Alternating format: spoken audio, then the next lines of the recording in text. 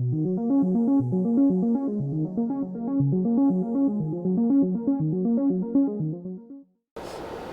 my name is Victor, and I'm doing the graphics workshop here for y'all because I know Xpression can be a little funky to work with, whether it be the technical side or just learning how to use its side.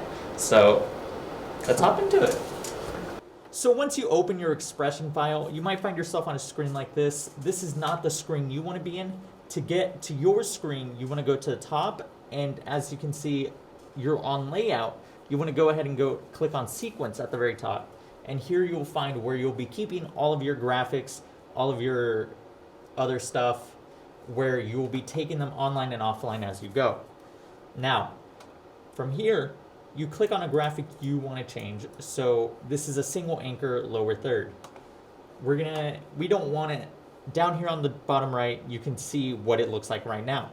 So if I go ahead and change this to say my name, and then I can go ahead and change the anchor subline to live reporter. It will change it down here. You'll see it in the bottom right as it changes live as you edit it. So now to take it online, you have two options. You can either double click on the little graphic where you have it, or you can click take on your keyboard. It's going to be at the bottom right side of the keyboard. It's a blue button. And then as you can see, it's paused, meaning it's online. And you can tell it's online as well because it's bold. And to take it offline, you can either click the red button on your keyboard that says take offline, or you can take another graphic that is in the same output, take it online, and it'll take the other graphic offline. And to know that your graphics are in the same output, you go over here, and you can see that all these graphics are on frame buffer 1 right now. You can change the output it's on, for example, M1, and then this one you can put on M2, keep these two on frame buffer.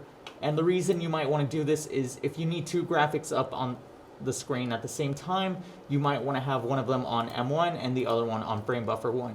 Usually those are the two outputs you'll be using. Otherwise, you might end up going out to M3, M2, M4, depending on what you need.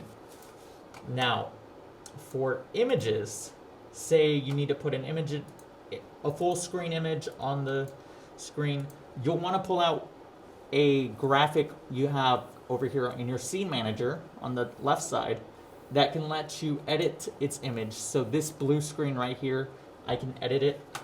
And once I click on it, not double click, I can go to material face, I go to image files at the bottom, and then I can go ahead and look for my image on the computer. So let's just say I'm in the right folder. I want to use an image in here. I want to use a studio shot image. Well, it changes the whole screen, the blue screen, to that image.